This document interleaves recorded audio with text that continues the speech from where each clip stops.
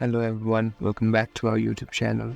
So in today's video, I'm going to show you how to block a Gmail account in Gmail. Someone might spam you a lot or the person whom you want to block. So I'm going to show you a quick and easy way to block someone. First of all, open your Gmail application.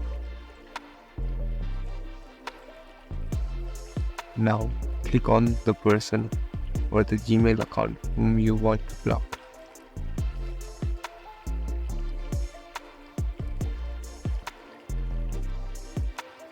Here, click on this three dot icon.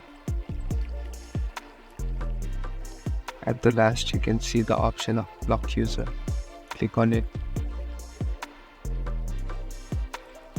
So now this Gmail account is blocked and no longer will it be able to Gmail you. Thank you for watching this video. Hope you liked it.